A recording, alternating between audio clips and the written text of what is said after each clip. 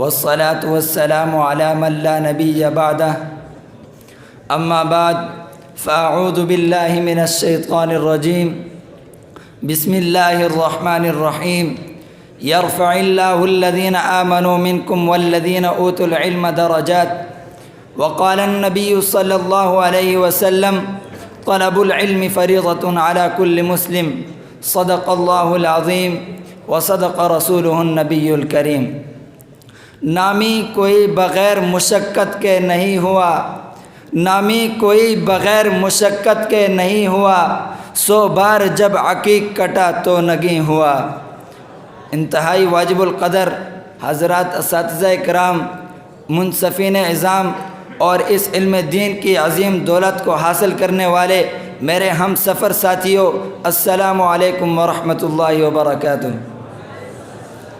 آج میں آپ حضرات کے سامنے جس موضوع کو لے کر حاضر ہوا ہوں وہ ہے حصول علم کے لیے مطلوب صفات۔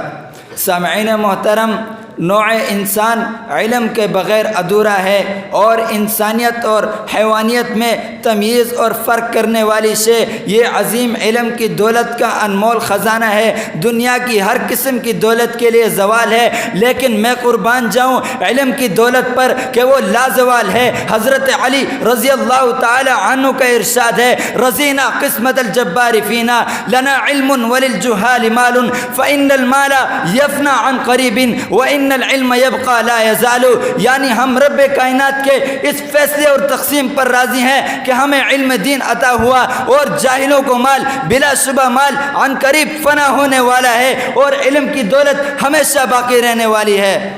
عزیزان من، اب بات یہ ہے کہ عظیم دولت ہمیں کیسے ملے گی اور اس کے لیے ہمیں کیا کرنا ہوگا؟ اس کا جواب تو روز و روشن کی طرح واضح ہے کہ جب دنیا کی معمولی چیز بھی بغیر محنت اور مشقت کے نہیں ملتی تو یہ علم جیسی عظیم دولت محنت اور مشقت کے بغیر کیسے ملے گی؟ ایک شاعر نے کیا خوب کہا، مر رام العلا من غیر قد اضاع العمر فی طلب المحال، یعنی جو شخص اپنی محنت اور جستجو کے بغیر بلندی کا طلبگار ہو تو ایسا شخص اپنی عمر عزیز کو محال اور ناممکن چیز کی طلب کے اندر ضائع کر دے گا۔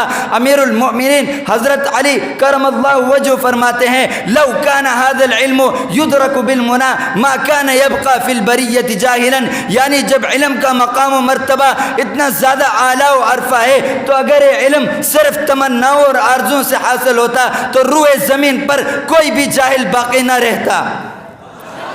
سامعین محترم، اب بات یہ ہے کہ اگر یہ علم صرف تمناؤں اور آرزوں سے حاصل نہیں ہوتا تو اس کے حصول کے لیے طریقہ کار کیا ہوگا؟ چنانچہ حضرت علی رضی اللہ تعالی عنہ فرماتے ہیں، فَاجْهَدُوا وَلَا تَكْسِلُوا وَلَا تَكُوا غَافِلًا فَنَدَامَةُ الْعُقْبَى لِمَنْ يَتَكَاسَلْ، یعنی اگر تم حصول علم کے طلبگار ہو تو خوب محنت اور کوشش کرو اور سستی سے کام مت لو اور غفلت کو مت اپناؤ، اس لیے کہ جو بھی حصول علم کے زمانے میں سستی اور غفلت کو اپناتا ہے تو ایسے شخص کا انجام ہمیشہ شرمناک اور عبرتناک ہوتا ہے، کیونکہ اس علم کو حاصل کرنے کے لیے اپنے نفس کی قربانی دینی پڑتی ہے، مشقتیں برداشت کرنی پڑتی ہیں۔ تبھی تو شاعر کہتا ہے، مشقت کی ذلت جنہوں نے اٹھائی ہمیشہ ملی ان کو آخر بڑھائی، کسی نے بغیر اس کے ہرگز نہ پائی، فضیلت نہ عزت نہ فرما روائی، نہاں اس گلستہ میں جتنے بڑے ہیں ہمیشہ وہ نیچے سے اوپر چڑھے ہیں۔ سامعین محترم،